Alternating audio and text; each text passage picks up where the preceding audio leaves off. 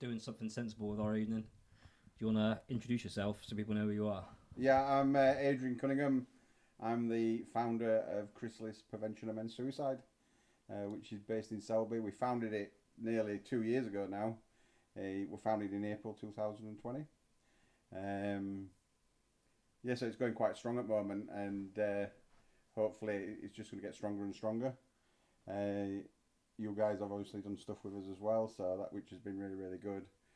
But we generally help men at age 34 to 55, but it's not really exclusive of that. So if somebody comes to see us that's younger, then we don't turn them away, because I think everybody kind of like needs that kind of help anyway. For sure. Mm-hmm. But it is just men, because you know what? Well, not all men, but us. We're quite relaxed that way. We'll give each other a hug, like when we meet at centre stage. Oh, I'll hug everyone. Me. Everybody, you know, that's what I like about centre stage, is that you turn up and everybody gives each other a hug. Oh yeah, we're big huggers. Yeah. Hugs are good, aren't they? Oh, they are, mate. They make a massive difference. They just make you feel comfortable and put you at ease. You know, it's we're does it fairly strange for like men in that regard. Like, but like we only in our group, because we call every like girl, man, boy, whatever you are, we'll probably call you mate. You know, we dude. Yeah. We're just like that. We're kind of that way anyway. So I think you know, we just we are everybody's just a human being, really. Yeah. So, but and I've always give hugs out at work. You see, because I've got I've got 15 people working for us, so we've always done hugs there. That's and sometimes when you work in sales, sometimes you need that hug. I think so. Yeah, I think so. You know, sometimes people need it, whether they know it or not. Yeah, I mean, there's definitely times, you know, when I'm feeling shitty and like we'll do like finish rehearsal and he'll give me a hug and I'll feel better for doing it later.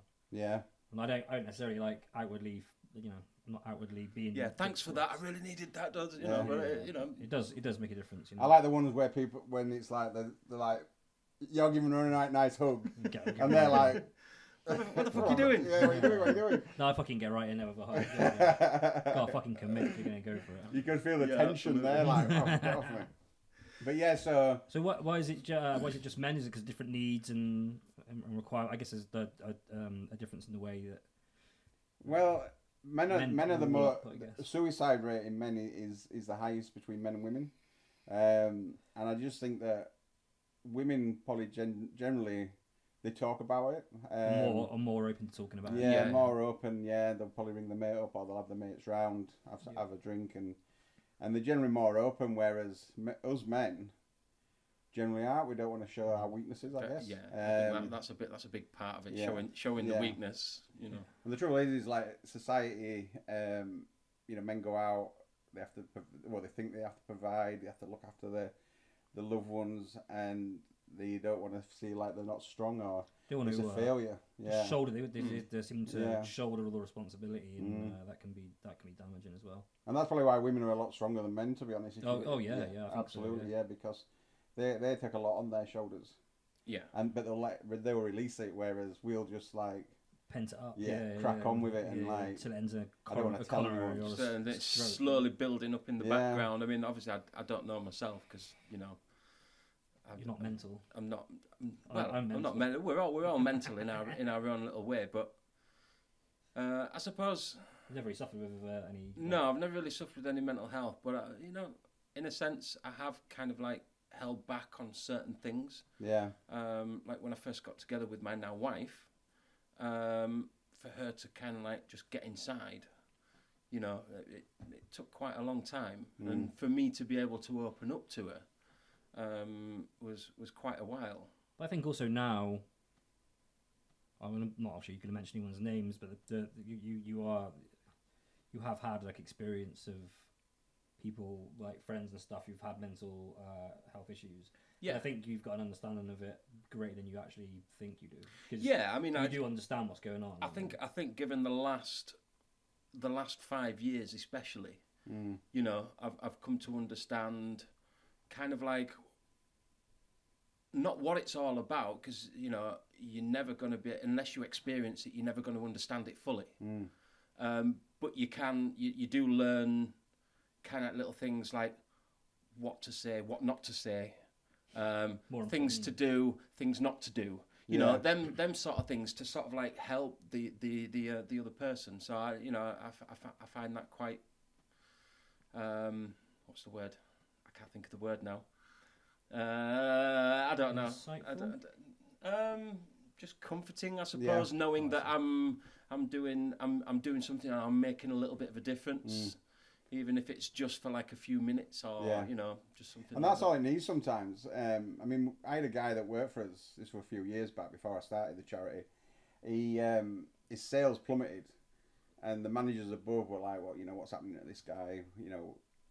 Let's put him on a PIP, a performance review." And I love those. And it wasn't him, to be honest, and I sort of like identified it because he was just too funny.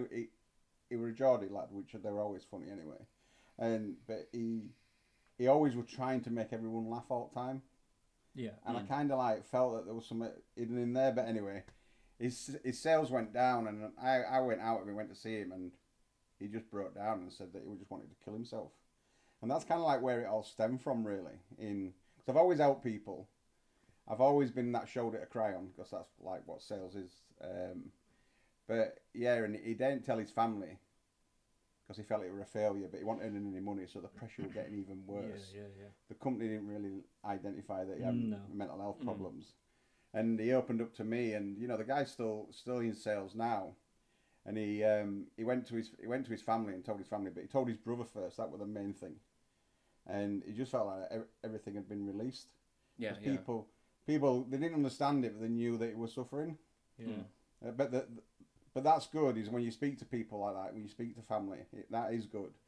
But sometimes I think that ain't what you really need. You need to speak to somebody that you can tell exactly how you feel, because stakes in the game changes it. Yeah, because you couldn't really, because you don't want to worry your family, but you don't really want to say to your family that I've taken about 20 tablets tonight and I really want to be dead. But when you come to our group, you can say exactly what you want and what you've done, and that is the release there. Because I found that when I was going through my anxiety times, I didn't want to reach out to anyone, to be honest, because it were horrendous, And you feel silly as well. Yeah, you do. Yeah. So like everyone gets anxiety, but like it's the from personal experience, and I'm very open about my mental health problems because I don't see any point in hiding it. It doesn't make it go away, unfortunately. It's funny just to circle, but I'll circle back to it in a second. But like you said about failure, and I've got a song that we're going to do to accompany this podcast called Failure, funnily enough. But I remember like just on that point before, like I was like probably really bad for like the last couple of months. Like I don't really get depression like a daily basis. I have all struggle with anxiety, pains and stuff. But I never really have like depression. But I like twice a year it'll just descend on me, and I can see it rolling over the mountains. And so I've been bad for a couple of months, but I hadn't really talked to anyone about it. And I talked to Dodgy about it on the way to a gig on the radio. And I just felt instantly better just to get everything that was going on out. Like, because I was just having because you just get internal conversations to yourself. And like, if you're depressed, you aren't the person that should be counselling yourself. No. And that isn't internal monologue isn't good for you. No. And that's not going to help you because you're not going to be able to answer your own problems, especially when you're like fucked up depression. It's just not going to happen. Yeah, I generally try to set goals. Like this is a goal tonight, because my anxiety today were creeping in. Yeah. And I've been at home all day working from home. For tonight? Yeah, just for tonight to come and talk. Even so, I love talking. Mm-hmm. But something I know. Yeah, something in my head starts to think, you don't really want to do this, do you?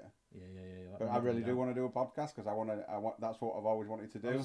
Telling my wife yesterday how excited you were to do it. When I was speaking to you. About it. But then all of a sudden the anxiety comes in, and it's kind of like looking at my phone. What shall I text? Shall I tell them I'm at work? And that's what was going on in my head. Yeah. And so I set goals. So like my goal tonight was to come here tonight without actually cancelling it. Okay. And here I am. So you've reached your goal. And that's what I always trying to do is, and this is what we do with people, is try and get them to set some kind of goal. And it don't work for everybody, but it works for a majority of people. I always try to do stuff that make me a little bit nervous, just so I can overcome it. But sometimes, like you say about anxiety, is sometimes it just overwhelms you and it takes over your life. I've had times I had time recently, remembering when we were going over to see Chris and Anna, and I just had like just a most I get like chest pain, anxiety, Yeah. and then it goes just all through my bones. Yeah. But like when I get a bad panic attack, normally I can I get it daily, but I can deal with it. Sometimes it just something like, I guess it was because maybe if I like delved into it because it was a new place, hadn't been before, like it wasn't just you. I'm cool with you, like, but like just don't really know Chris and Anna that well, and like a new play. I guess I wasn't actually worried about it, but like some of my brain deep down, it was it was mental because obviously having like a 40-minute panic attack in the car. Yeah. we were like, driving down the motorway, and I'm just like, jumping to pull over. Like, I can't really go on the well. If I have to go on the hard shoulder, I will go on the hard shoulder. But we've got a junction coming up here, and obviously it was. I'm trying to concentrate on the road, but at the same time trying to make sure that he's okay. Yeah. Now, I know he's okay to a certain degree. But obviously, if he needs to get out of the car, I need to be ready to just sort of like break out you get, because you know. See, I don't think about that kind of thing. You know, like how. I only think about afterwards, like how much it must affect. Because like when you're having an anxiety attack, you're just doing it alone. Like you're not paying attention to what's going on. Because you're so focused on what's going on internally, and like the pains and the brain's going 10 to the dozen, and you think about every single possible outcome ever since the world began. Like It keeps me on my feet. Keeps you you know. on your feet. You know, but my wife says I can't fucking multitask. Well, fuck you, Nina. Hilarious. But yeah, with anxiety, I mean, when I look back, I've probably had it a long time, but not really recognised it, because I remember going on holiday and stuff and not being able to swallow in restaurants and thinking, my God, I'm going to die. I've And had that like, as well, mate. my wife's like, and my kids are saying, oh, my dad's having a funny turn and stuff like that. So it was like a little bit of a joke. Yeah. But for like 2 or 3 days, I'd feel like really like rough on holiday, and then it'd disappear. I never really thought much of it. I just sort of like battled on and thought something to do with jet lag or something. I don't know. Yeah.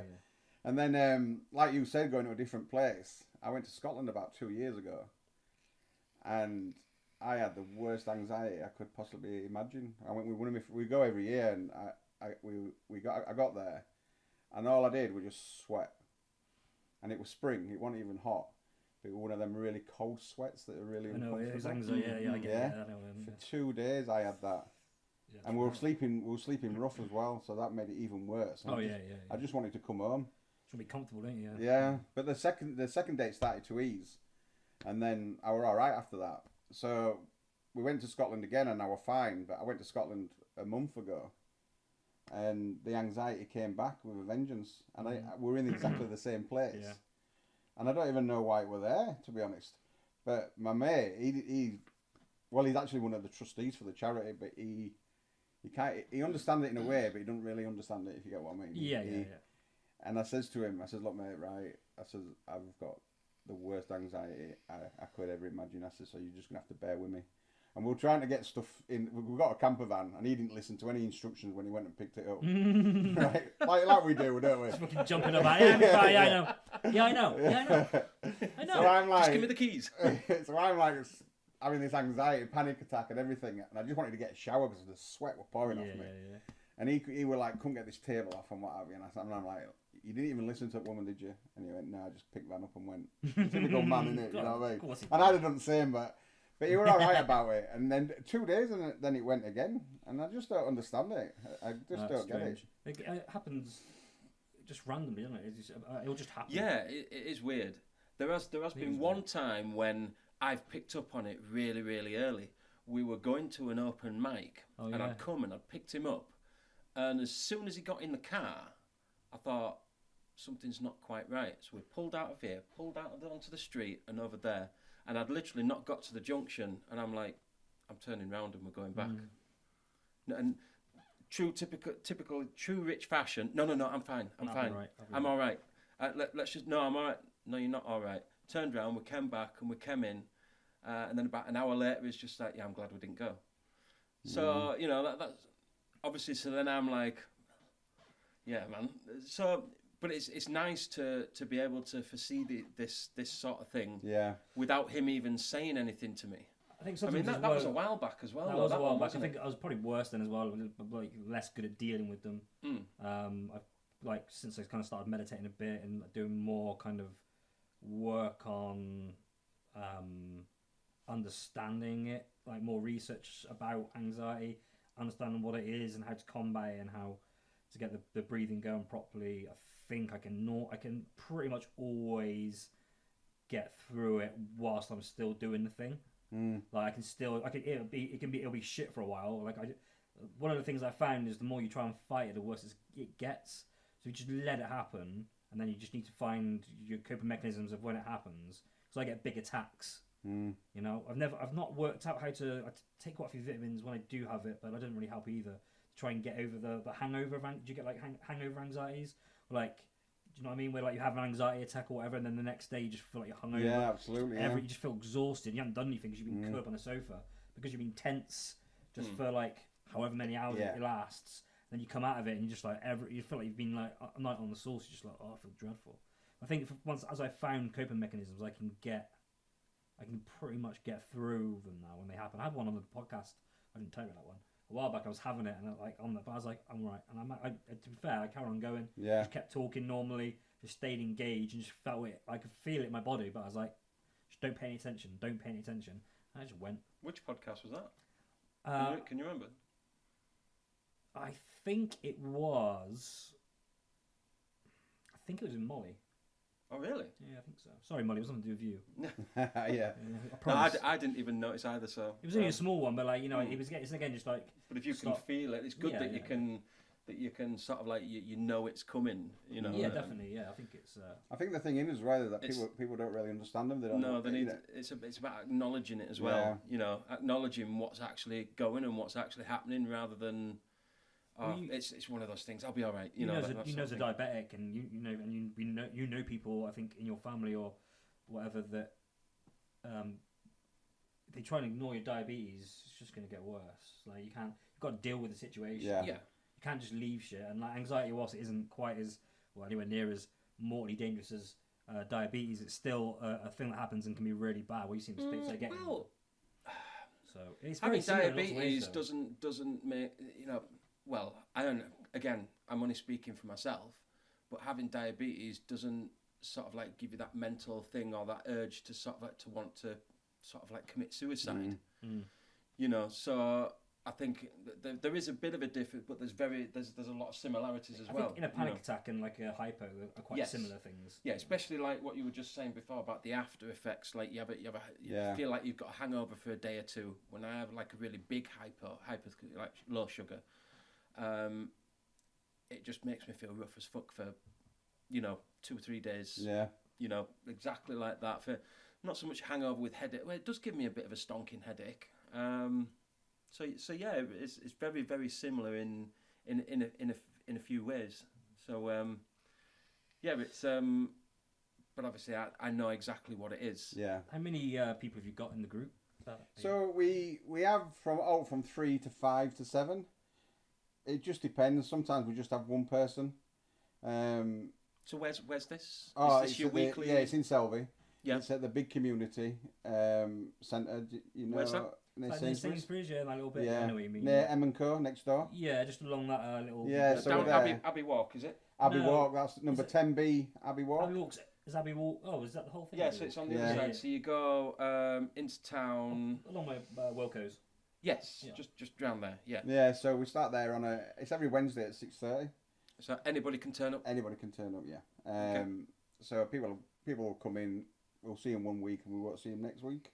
But you do get people in, which is great. Absolutely, yeah. We want to get more people in. People who are struggling, go and do it. Yeah, go and that's talk. it. We'll get Katrine to put the address across the bottom of the screen. So absolutely, yeah. Oh, yeah. And a lot of people that come have got either anxiety, depression, or a lot of loneliness. Loneliness plays a massive part to people's mental health. Especially if you feel isolated. Through the pandemic as well. Yeah. Like, those 2 years of. You know what? The pandemic helped me. Oh, I loved it. But yeah. I loved being locked down. I was like, great. So I went through a rough time just before. I bought an house in December, before COVID came in, and then I split up in my relationship, and I remember moving in on the 31st of January, and I just thought, I've always been with someone. I've never thought like I've ever been on my own. Yeah, like I'm married for 20 odd years, and I remember, and I've never lived on my own ever, and I remember moving into my house, and I just sat there and it was just an house that were it and me. And I was just thinking, God, is this my life? Is this what's happened to me? You know what I mean? But I mean, I had bought an house and I should be like pretty, what's the word? Should be pretty proud, yeah, that I'd actually, you know, not pissed off. That's yeah, for sure, yeah. And that was probably one of the worst. And I was setting up Chrysalis then as well. So I was writing my website and I was writing about suicide, and it kind of like started having a bit of effect on me. And I remember going up to Newcastle to see some of my team, and like I just like crying on A1, and I'm like, what the hell's going on here? Couldn't understand it because I've never been like that. I've always had a bit of anxiety, but. And then I remember I was at Sporting Lodge Hotel, and I always remember it. And I woke up one morning, and I thought, I can't do this anymore. And I rang my sister, and that's when I started to. I went and got some counselling to find out what was going on. Yeah. But what I realised is that they gave me tablets, sertraline. Yeah. I've had them all, mate. Yeah. None of them work.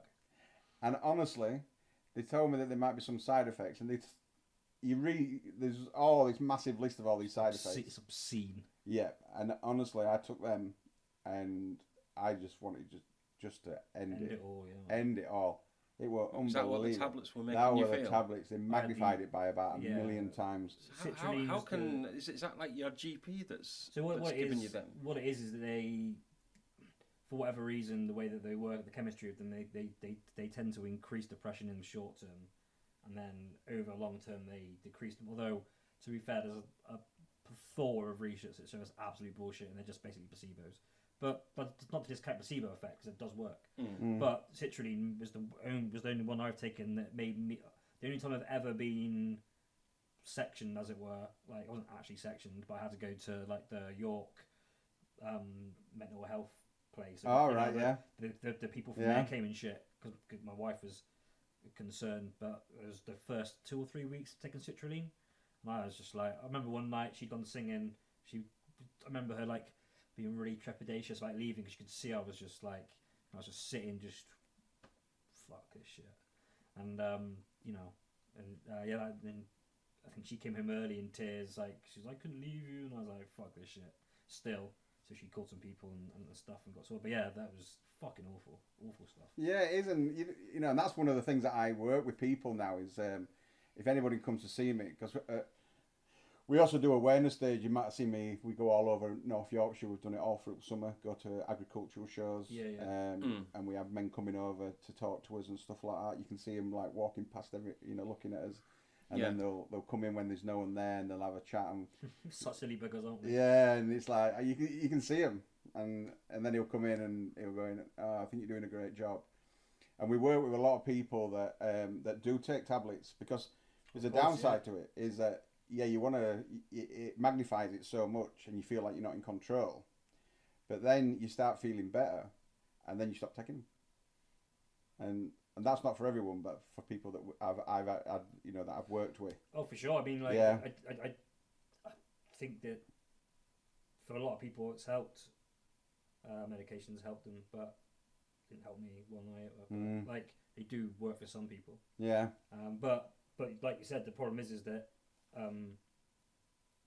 once you start feeling better, people do stop taking them, and then they get not only the ramifications of that for their mental health, but also they start getting withdrawal from the medication. Yeah, absolutely, yeah. So I'm only advocating for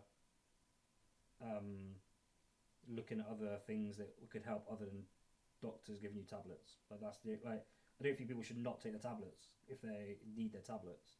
I just think that there's so many different ways we could deal with it better than taking tablets. Because the side effects are fucking mental. Yeah. And the withdrawals fucking harsh. I've withdrawn from quite a few meds, and it ain't fucking fun. No. Like, you just don't sleep ever. It's not. You don't feel good. It's not like a fun thing to do. So no. If you are on meds, don't stop taking your goddamn. No, meds. absolutely. Just get in contact with me, and I'll talk you through them. Yeah. Speak to your doctor, and don't stop taking them. It's like, I think a lot of kids get prescribed like medication these days, and the parents are none the wiser. So any parents have got any questions, this is your man. Yeah, absolutely. Yeah, I mean, Yeah, we do have a lot of people that come along and they've stopped taking them and they're feeling a lot worse than what they were, but they felt better when they were taking them, but then they don't realise about the effects that you have when you're taking them. And I kind of like it's really strange how it happened to me, because I started to build Chrysalis and start doing the website and all that kind of stuff, but then I ended up living it as well. You know, going through, been on sertraline, and it's kind of like somebody were like, yeah, you got to go through it to be able to do it, and it happened to me. Yeah. What's the website again? It's www.chrysalispreventionofmensuicide.co.uk. We'll have that across the bottom of the screen. Just put Chrysalis in, because it's a mouthful, is that? It comes up at top. How do you spell Chrysalis? Because it took me a few tries. CHRY? CHRYSALIS. Yeah. Yeah, it took me a while. So Chrysalis came from... It's a mouthful, isn't it? Yeah, Chrysalis came from the struggle that the... some Maltese, you no, guys. I'm okay. I wasn't offering it to you. I want you, yeah. Cheers. I thought you said you want some Maltesers. You can have one if you want. No. So yeah, Chrysalis came from the struggle that the butterfly goes through to turn into something beautiful. That's where it kind of like came from. Oh, that's really And a lot of people come up to me and say, I absolutely love the name. And I don't know if you ever saw the website, that woman that wrote that poem on our website, and she was such a nice woman, she were. So that's what we do. We travel around doing awareness days, which is hard work, to be honest. But just going back to when we first started, is that I couldn't get any training because of lockdown. So I enjoyed lockdown because nobody were doing anything. I was like sad, but I had my garden to do. So I wasn't missing out on anything because we're all in the same boat. So it kind of like helped me to get through what I was going through. But I couldn't get any training because everything, we were all in lockdown. So I ended up going to work for Samaritans on telephones. Okay. Oh, brilliant. So I think it was 19 weeks training or something like that, or 10 weeks or something like that. But it were a hard training course to go on. Oh, I can imagine. And then I worked through all lockdowns. I used to do the morning shift, 5 a.m. till 8 p.m. And you know that opened my eyes to a lot of things. Did that, and not just people that are suicidal, people that are going through like pain with cancer and stuff like that had nobody to talk to, and they were ringing up at 5 in the morning because they couldn't sleep, and just to talk to me made them feel better. So you know, you must get a sense of satisfaction, knowing that you've helped somebody. You know, even if it's just for like a 5-minute conversation. I think it's absolutely amazing that you did that whilst also going through yeah. your own mental health struggles. You know, I think that's absolutely amazing. Well, it's kind of like saying that broken people are always nice and kind to people that are going through the same stuff because they don't want them to feel how they feel. True. You know, Yeah. You know, that's what Yeah. they say. So I worked there, and then I ended up leaving because I was just doing too much working, doing my chrysalis, and then that's when we opened up the support group, which was around about 4th of January. Well, because we had this is where I met you guys. Well, I didn't actually meet you, but you played at one of the gigs, didn't you? That we did I was thinking that, I can't remember. Yeah, well, I can't remember which gig it was we met you at. Dr. Inks. That's right. Yeah, of course. Yeah. because we was on really early because You had to go, didn't you? I was driving down to London that night, so Right. that's why we were on like I think first or second, something like that. So I didn't really get much chance to stick around and have a chat or anything. And obviously I'm the driver. Yeah. So obviously I had to take Rich back as well. So cheap shot while he's at it. You know what I mean? Well, yeah, I remember. Just get one in there. Yeah. Jab. I remember Josh ringing me up, from Mackenzie Inc.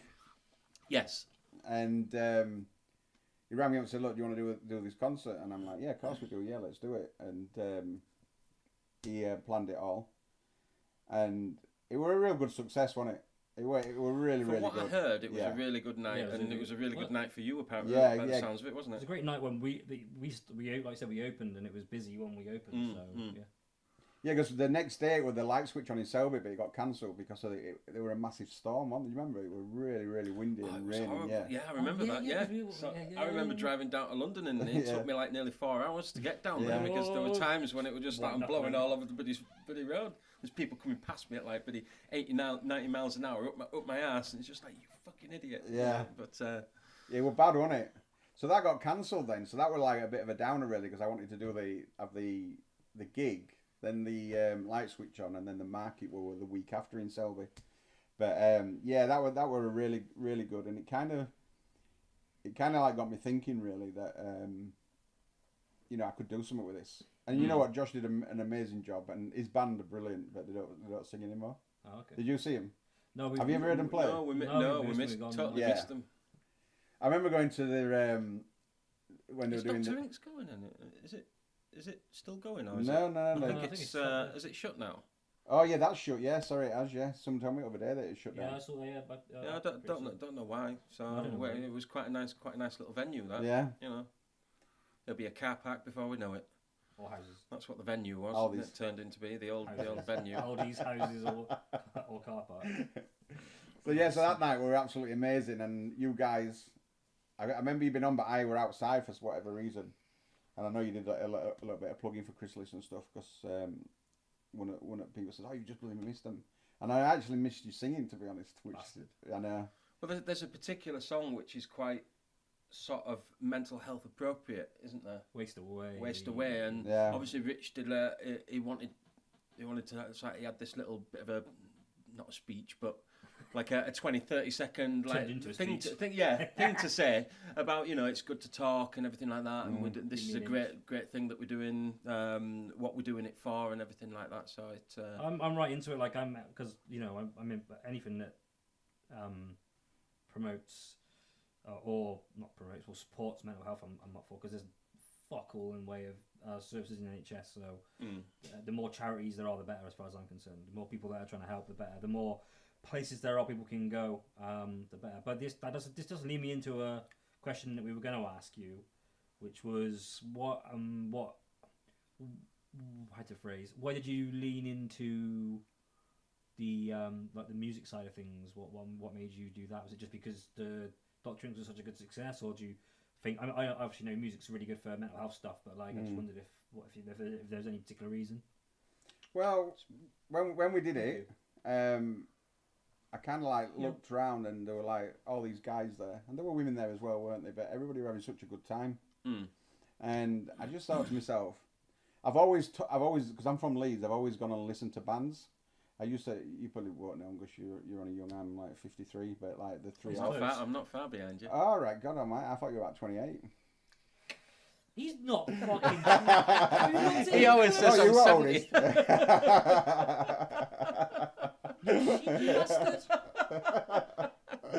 reckon he prearranged this joke. So yes, I used to. Well, it's going to be edited. Katrina, fucking edit that bit out. Come on. So I used to do a lot. We used to go around with my brother, and he were into bands. And I don't know if you remember Duchess in Leeds. Oh yes. Yeah. Fucking and, great venue. Pub with no name, it was called after that. So I used to go around and go see bands. And I used to go to Duck and Drake and listen to bands there. Okay. So I've always kind of like been into music. Yeah. And especially like live. I always like live music. So when Josh says, "Oh, do you want to do this?" I was like, "Yeah, let's get it done," and what have you. But he organised it all, and he did a fantastic job. All the bands came, you know. There were you guys. There were Black Dogs. They were fantastic. Shout out to Black Dogs. Phil. Yeah, shout out to them. Phil, shout out to Big Phil. We had to unplug them in end because they wouldn't stop playing. Yeah. Sounds like Black Dogs. Yeah, Big Phil, he were brilliant. And then there were Josh's I think that was band. his first ever gig, wasn't it? Was First it? gig, yeah, that was Big Phil's first gig, yeah. Yeah, he were good.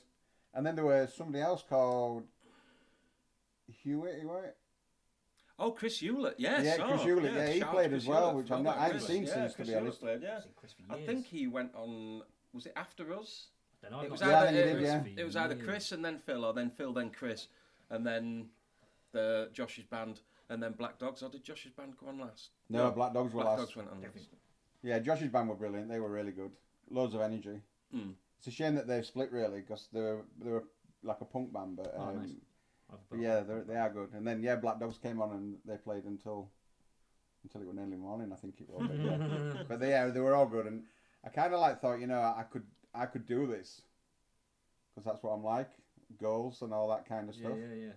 And I thought about it, and I'm always a thinker. I always sit there thinking about stuff, and sometimes I get to where I'm going.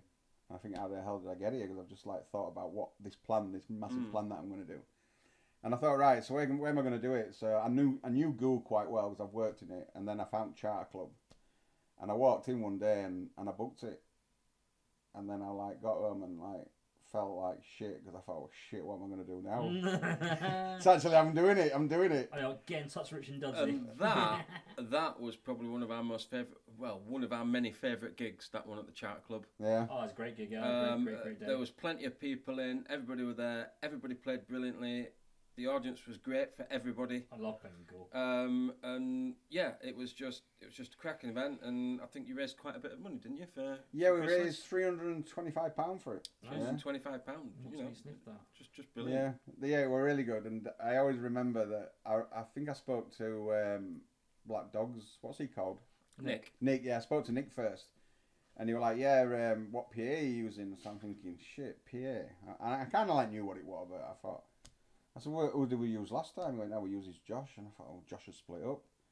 So then I was thinking, who can we use? So I put an advert on Facebook looking for bands, and that's when I found the Soul Revolver. Soul Revolver, yeah. So I went to see them, and me being a salesman, turned up, watched them, took a few photographs, and I had a chat with them. I said, "Look, obviously you'll be playing for free. Are you all right about that?" I went, "Yeah, we'll do out for mental health."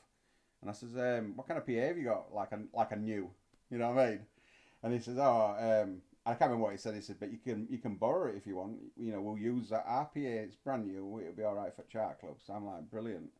And then I met the Outcoves, the young lads. Yeah, they were good. They were a good laugh then. Yeah, they were brilliant. They were. Lead guitar player. And then yeah. Which one were? I don't know. I don't know anyone. I even met them that one time. And I really enjoyed them, but the lead guitar player was fantastic. He was the. He had black hair, wasn't he? Well, as you look at the stage. Far right, wasn't he? Yeah, I he know what you mean. He was right of the singer. I think. Yeah. Because there was another standing like that with his. Like, Because there was another sort of like rhythmic guitarist you want who was kind of like more in between the singer and the lead guitarist. I think the lead guitarist was on the right, and then obviously other guitarist singing. He was a cracking lead guitar player. Yeah. Well, I've been to see him quite a lot of times, and they were always in a rush. They always used to set up like late and stuff like that. And that doesn't surprise me. Yeah, so I remember when we got there, like we got to the Charter Club, and like we kind of like became de facto sound checkers because who was doing the sound? Simon? Was it Simon? Yeah, Simon.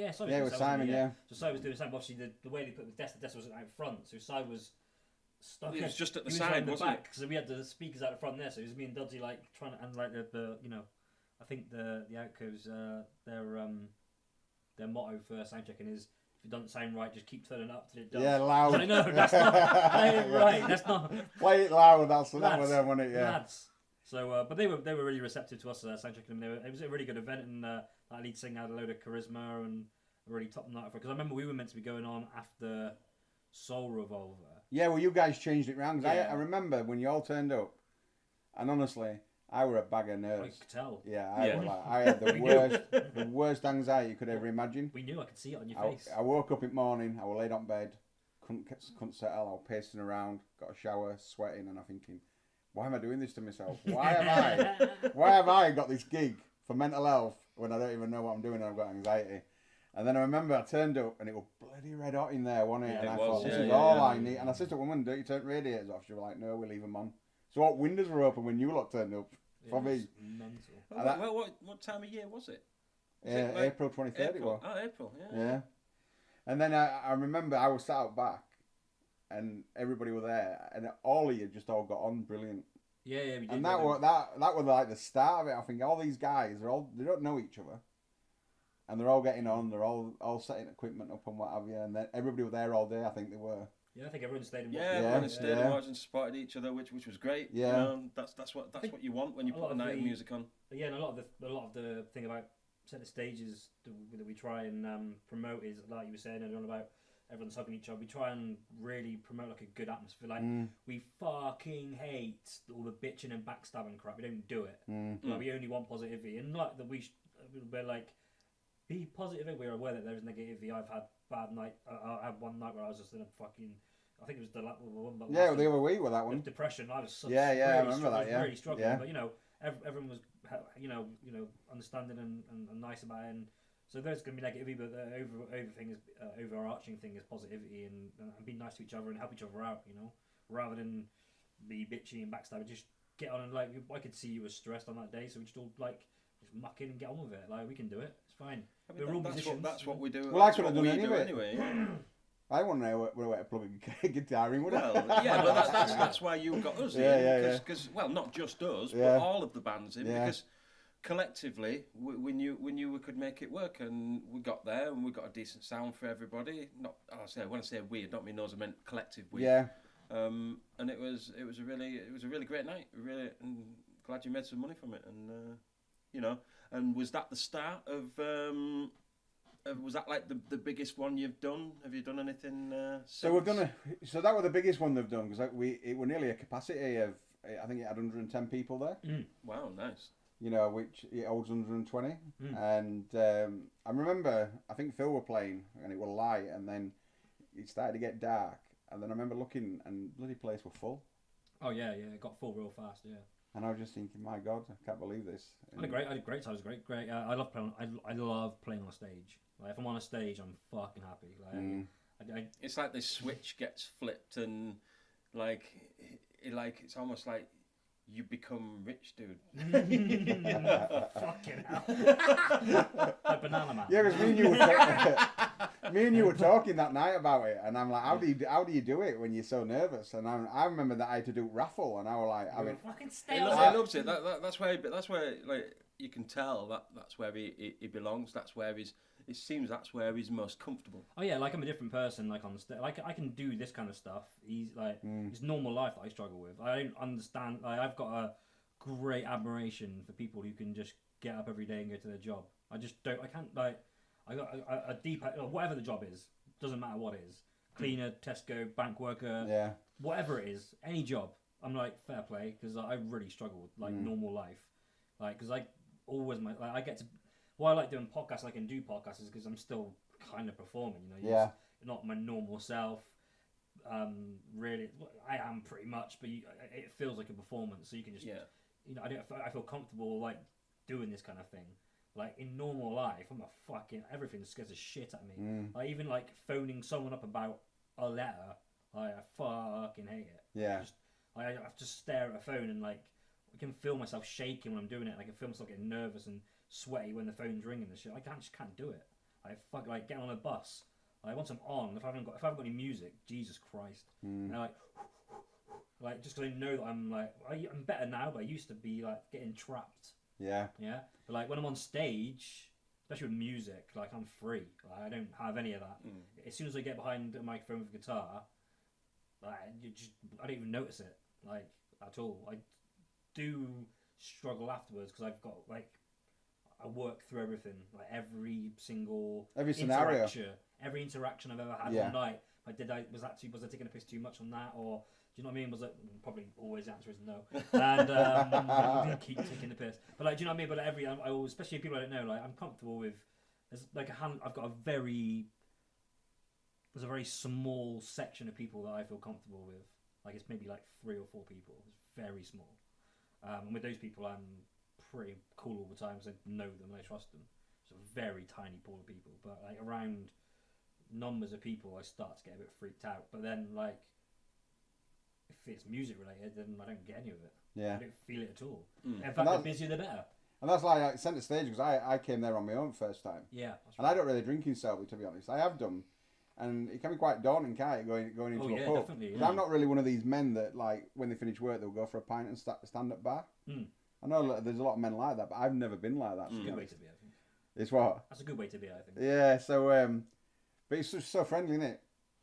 I mean, I didn't know you guys, and I knew Phil. That's exactly kind of like we spoke about this. I'm sure we spoke about it on a previous podcast. It's kind of how we both envisioned it to be, like the warm, friendly, welcoming atmosphere. Everybody kind of gets on with each other. Everybody kind of respects each other, and yeah, and that's for you to come and say that. That's, you know, we're doing something right then. Yeah.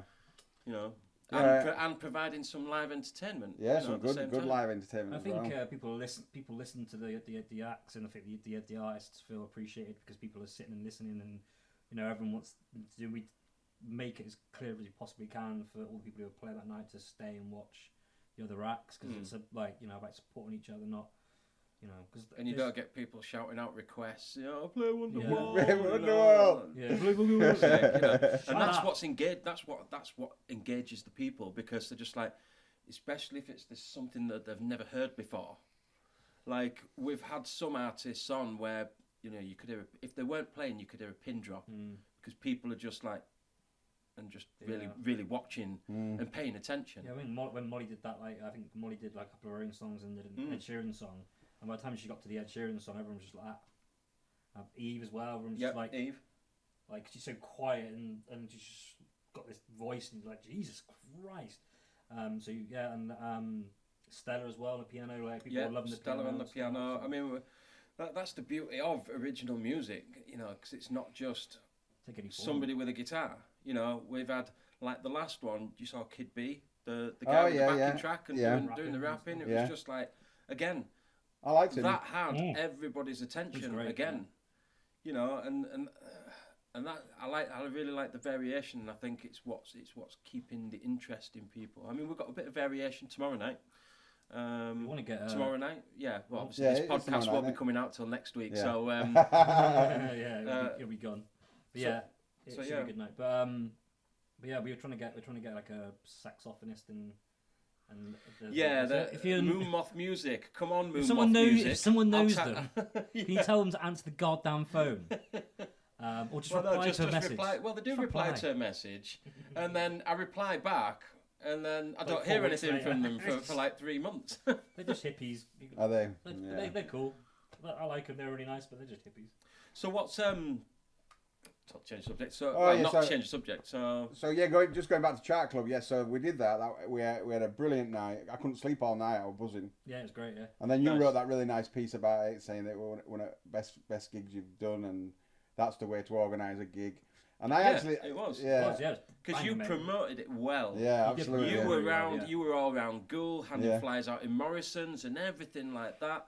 You know, it wasn't a case of just putting a couple of posts on Facebook. No. You know, you really put your heart and soul into it, and look what happened. Although I did get banned off a couple of sites off Facebook for posting too many. and I remember them. Yeah, honestly. But there's nothing wrong with that, you know, and it worked. Whatever you did, it worked, and the place was packed, and everybody had a great time. And everybody were there for mental health. That was the most important thing. Yeah. They were there for mental health, and that's the main thing. You guys did brilliant. You all promoted it. You were there for the mental health side of things, and everybody else there were as well. Yeah. So it just got that awareness out there, which is what I wanted to do. But after that day, I couldn't sleep. Got home, and then I just thought, I always believe that I should be on a microphone.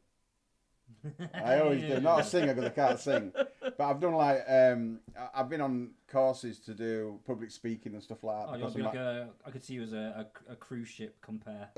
Could you? Yeah. All right. Okay. And I always believe that I should. Well, that Chrysalis night, you were shitting yourself and didn't want to get up behind the mic to introduce anybody. Did you actually? You did get up though, didn't you? Eventually. Well, one of the trustees, he used to do the. He used to do the football at Selby, so he used to name the teams over at PA system. Oh, right, yeah. And I got him up, and he went, well, I ain't got a T-shirt, and funny enough, I had one in my boot, you know, that fit him. So he got up to do the raffle, because I was just in a state that I couldn't do the raffle. It sounds crazy, doesn't it, that you can't get up there and go 1, 2, 3, number 8, you know, stuff like that. Yeah. But the whole anxiety of it all was overwhelming. And I must have smoked about 70 fags that night as well. That probably didn't help. You what? That probably didn't help. No, going higher and higher. And I remember poisoning yourself. Yeah. So and then so we got him to do it, and I stood at the side of him, and then I were all right. Then I started talking, and then you couldn't get me off at the microphone. You know what I mean? And but I always feel that that's where I need to be to talk, but I always find it hard to do it, but once I get there, I do it. Do you know what I really appreciate about you, Adi, and I like about you? And there's 2 things. The first thing I really appreciate about you is that you've got lofty goals. Like, I like people who are like, fuck, I'm gonna do this. I like that. But the second thing is that you've actually got follow through, because I know a lot of people, especially in this area, who've got a lot of big talk about the things they're gonna do, and they never fucking do it. So I got a lot of appreciation for what you do for mental health, but also I've got a lot of appreciation for like having the fucking balls to go, I'm gonna fucking do a gig. Fuck it. Yeah.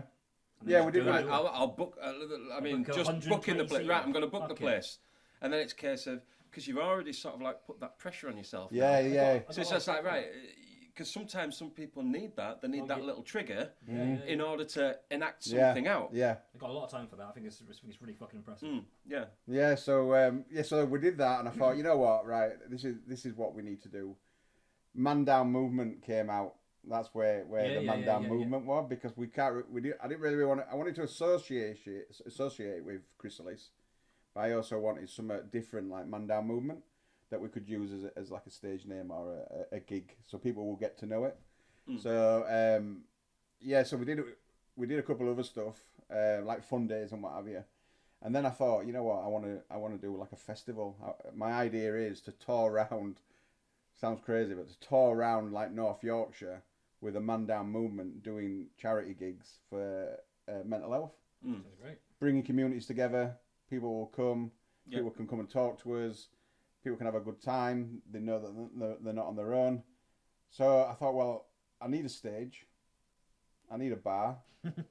So I thought, right. And it's like things happen for a reason, and I never believed that. So I went on to Marketplace, which I'm addicted to. I don't know if I'm addicted more to Marketplace or TikTok, which is so weird, isn't it?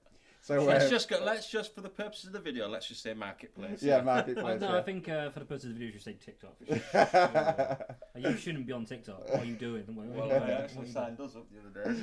Oh, you didn't? Oh, you fucking... Honestly, right? You know, in I like think it could be quite fun. you know, in like 10 If you years get me time. doing fucking Maybe. dances, I'm gonna quit the band and go. What, and in that dress that you had on the other night? Oh, yeah, Yeah. Yeah, you get loads of likes for that. So so I went on to Marketplace, and lo and behold, there was a stage there, Oh, that blow up one that you That sent blow us a up picture. stage, Yeah, yeah. yeah, it looked ace. and I got paid out a little bit of money from work, so I thought I'm gonna go get it. So I went out to see this guy in Scunthorpe, and he were telling me all this stuff as if I were like a big roadie and what have you, and I'm like, I don't even know what he's talking about. Pretend nodding and smiling. Yeah, and I'm like, yeah. So anyway, so I bought this stage, got it home, and then I thought, well, we probably need a bar as well. And then I found this bar in Newcastle, so I bought the bar as well. And people, my family, like they say, we'd never know what you're going to do next. I like Do you need a license to have the bar then? If Yeah, you're, yeah. If you're going to do Yeah. that. Haven't you got because you sent us is it another website or something for the bar? Yeah, so that's Beard and Barrel. Beard and Barrel. That's Beard and Barrel, yeah. Beardandbarrel, yeah. www.beardandbarrel.co.uk. So check that out. That's our entertainment side, but it's nothing to do with Chrysalis. It's just what I decided that I was going to set up. Oh, just a little Yeah. venture, yeah. And then obviously merge They'll them come together, sort of yeah. together, yeah. Because when you think about Charter Club, bless them, if they hear this, they probably made about £3,500. Oh yeah, big. Yeah. Nice. We found that if you we've Part 2. yeah. Mm. The It's odd, centre part stage, centre stage ones we've done, they've always been like really high taking nights on the bar. Like, Yeah. 'cause if you get people in having a good time and you put on good music and it's well run, you know, people will come and have a good time and spend money, you know. So I've always been of the mind, although I'm not particularly keen on it, but it is a fact nonetheless, is that it is at the end of the day, it's a bottom line issue. Like if you're not making a bar money, they ain't gonna book you. No.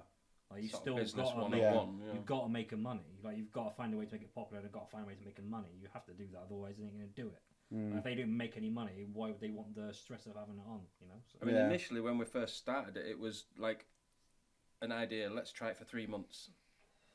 Tried it for 3 months. Okay, let's do another. Yeah, How long is it? So Is we've it done 6 4. months now? We've done 4. this is Done the 5th one. So this is the 5th Right. one coming up tomorrow. Yeah. Obviously, when this podcast So starts, when not you tomorrow, but, when you know. got your, is the plan to do it next summer? The Man Down travelling. Yeah, so we've got the Charter Club booked again for the same date, Oh, which is the Yeah, 23rd. we're in. Yeah, you're in there. better be. Yeah, you definitely are, yeah. 20 something of April. 23rd, I think it is. 23rd. 24th, 23rd. 23rd, 24th. Yeah. Same as last time. Yeah, same Saturday in the month. So we've got you guys playing, Phil's playing. We've got another jester. Yeah. Oh, just another jester. Just Yeah, another yeah, jester. Yeah, I love them. They're funny, them guys. And then we might have the mechanics playing. Not Mike and the Mechanics. Not Mike and the Mechanics. No. No. the Mechanics. They- Who are they? Where are they from? Over my They're shoulder. from Cliff, that area. Oh, I think right. you spoke to one of them, Rob Chamberlain. I passed you his number on, but he did covers. Oh, yeah. Sorry, Yeah, that was a while back. Yeah, so I think they're playing as well. So Okay, cool. the Alcott's out there, and So Revolver, they've got a date somewhere else. So I kind of Okay. like thought, so if I could do this again, make it bigger and get and hit certain communities, and bring people together to talk about mental health through music, because music, I think music's really, really good for mental health. Oh, I agree. Yeah, 100%. Totally, yeah. And a lot of songs mean things to people when Yeah. they listen to them as well. So I suppose it's a good way for them for a lot of people to sort of escape. Like Rich was just saying, when he gets on stage, that's his escape yeah, from sort of like the normal day-to-day shitstorm that's life. So if you're a performer and you've got somebody in the audience who's never seen you before and they're engaging with you, you're sort of like you're taking them away from, yeah. even if it's just for like a 3-minute song, and that's It's just it's smiling, nice. just even just enjoying it, they're Yeah. not thinking about the bill they got to pay or whatever, And not only that, if you were there, you come to one of our mental health gigs, and you knew a friend, you'd remember that gig. You'd have a leaflet. And Yeah. You're like, you know what? I went to a Chrysalis gig, Man Down Movement. Yeah, let's get in touch with them. So it's another way of getting the word out that we're Yeah. there. So it's not just aimed at people themselves who are suffering from mental health; it's the people around them Yeah. as well. that's absolutely, great. yeah. Really good idea, that, yeah. So that's my vision. It's a tall order, I guess, as well, because I do work. But what I've been doing. But the good thing is, it's working so far. Yeah. You're doing a good job. And you've got to Doing fail. a great job. Because if you don't fail, you'll never 100%. learn. And I'm Yeah. ready for the failure side of it, You've got to. because Yeah. so far I've managed to pull every one of them off. So it's kind of like, One will go bad. yeah, one's got to go. I mean, we did one at Eggborough, and that went a little bit bad. But it were a good day, and some things didn't turn up, some at shows, and Happens. we can't really tell you much about that one. Yeah, 'cause, well, Tell us, I'll tell you tell- after, tell yeah, us off because mic, it's yeah, about, tell us off yeah, mic. In terms of like being an artist, a musician, we've had bad gigs. yeah, We've had fucking terrible gigs, not in terms of performance-wise, Quite a few of just those a as well. lot of everything that's going on that's not gone how you But- want it. We've always learned more about what we need to improve upon, Yeah, or do yeah. better, or do or not do, or who to Yeah. say no to, who to Yeah. say yes to, because of those failures, But you have to get into it and Yeah. dive in with 2 feet You, to learn from it. Yeah, you learn, absolutely, You yeah. learn very little from success other than it feels good. You Yeah. don't learn anything, because if Yeah. everything goes well, what you learn, you're like everything. Well, you don't learn anything. And that's not necessarily a bad thing. Just that, like, I think people are scared to fail, so they don't try. And like, well, you won't know unless you try. yeah. They won't try because they're scared of failing. Yeah, that's the it's- thing. it's Yeah, not- And that's really, the good thing yeah. about you is, you're willing to, like, fuck it, I'm gonna book the charter club, Yeah. not knowing exactly how it's gonna pan out, and then boom, brilliant, mate, love it. yeah. So Absolutely love the Eggborough gig that raised £1,300. So Oh, it so was that's not really, awesome. really, it were fantastic, and the landlord there, Jimmy, were absolutely brilliant. It were a ticket event, which I'm always scared about doing, but we sold 100 and odd tickets. Nice. So yeah, and we learned from that, because we had stalls there as well at this one, people that were selling, wax melts and things like that. So we had something like 8 or 9 stalls. We had a guy that was sold ukuleles. Oh, nice. Okay, That cool. he made himself. Yeah. Oh, amazing. Yeah. So yeah, we learned a lot from that as well, to be honest. So we're all about a learning curve of actually putting this kind of like summer event on, which were really, really good. Nice. So yeah, so we've got the Charter Club coming up, and then hopefully we're going to be in Howden at the Howden Social Club. Oh, Howdenshire Hall. Is No, that'd be nice, wouldn't it? That'd be next year, I think. Year after. it? That's Good, a it's big good little venue, isn't I it? went to see a Madness tribute band there a couple of months ago. It's a good little venue, actually. Well, it's quite a biggish sort of venue. It's a good big venue. But but yeah, it's great. So whereabouts is the? Did you say community centre? Oh no, so the Howden Club. Howden Club, sorry. I don't even know where it is yet. I haven't been to it. I've just booked it. I've got to go see him. Bucket or bucket. I've seen a picture. Could get there. It's like the size of this living No, it room or holds something. 100 people. Oh, that's alright. Yeah, 100 yeah. people's good. Yeah. We'll book us for that as well then. Yeah. And then we'll come across to Howden. so what I'm trying to do is do one in April, one in May, one in June, and while we're doing that, selling tickets for the big one that's on the 8th of July in Pollington on that playing field. Oh yeah. Oh, in Pollington. Yeah, so that's the festival where Are we the in that one? Yeah, I think I've sent you some details. Send us them again because I can't remember the date. Unless the thing is, if you have sent me the details, I would have Yeah. texted Rich, and we would have agreed, and I would have put it in the diary. Yeah. We'll talk So about what's the date again? We'll talk Yeah, about we'll camera. 8th of July. 8th of July. So that was the biggie because it's in Pollington. It's got a night. What we try to look for is community centres so we can keep our costs down, so we don't have to hire toilets out and we don't exactly. need generators and stuff like that. Yeah, sure. So that's the big one at Pollington, where we'll have. It's going to start around about 2:00, I guess. We've got the stage is going to be up. We're going to have stuff for the kids, and then we're going to have loads of stalls as well. There, about 30 odd stalls. And what happens is the stalls kind of pay for the gig, for the bands and stuff. Yeah. Not every band does it for free because they've done stuff for free, and I can't expect them to keep on doing it and doing it. You know, we'll do some stuff for free, but at the end of the day, we've got costs as well. You know. So Yeah, I'm glad that's recorded. That's That's what I mean. You know, you've all got costs and stuff. So I ain't doing you any favour. This is the favour. we've got a nice PA now. Anyway. Yeah, that's what you said. Yeah. That's what we use at centre stage. So you know, if we're ever doing a gig and you need the PA, we'll bring it with us. Not a problem. Yeah. So it's going to be a good year next year.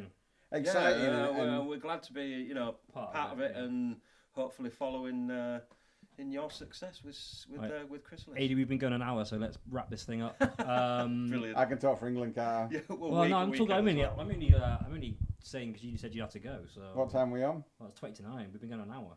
Have we? Blooming hell, it's flown. I know. Well, yeah. So let's wrap it up. We always ask everyone this question, so we'll ask you as well, even though you're not. Oh yeah. Excellent. If you can have anyone you want, although Bell said fucking Jack Sparrow. So if you were on a desert island, stranded on a desert island with someone else, preferably a musician, but whatever, for the rest of your life, and the rest of your days or their days, who would it be and why? Oh God, Drop that one on you. You've watched the podcast. You should be expecting this. Anybody. You can be anybody. You can be anybody because you're not really technically a musician. Because we're asking the musicians if it would be a musician, but for you it would be anybody. Well, you know what? The person that I probably have with me will be my brother. Oh, yeah. Why is that? Just that I don't know if you've seen it, he's got a farm and stuff like that, and honestly, he makes things out of nothing and stuff like that. So he'd be nice and resourceful. Yes. So yeah, I would actually have my brother. What's your brother called? Paul Cunningham. Yeah. Hi, Paul. So yeah, my brother. If I wouldn't have a band or a musician, I'd probably have Iggy Pop or someone like that. A bit crazy and stuff like that. Keep it interesting. Mm. It's like Yeah. Bowie, Definitely someone keep it crazy. Yeah, lots of. Oh, Lou Reed. Lou Reed Lou Reed would be a good one. But Yeah. be smashed all the time. Yeah, that's what I mean. There's nothing else to do, is there, on an island? Well, exactly. Right, AD, it's been lovely speaking to you on the Absolute podcast, pleasure, mate. mate. Thanks for coming over. No worries. And, we really, I as a mental health sufferer and Duzzy as a mental health helper. Advocate. Yeah, we all are, and all I can say is come forward if you're struggling. Come down to our group. We'll put the things across the bottom of the screen again. We'll put our links on this podcast as well. We'll do like little highlights as well with all sorts of links. So so we'll link you in. Yeah. And thank you very much. Nice Thank one, you mate. very much. Brilliant. Thanks Cheers, for having mate. us. Cheers.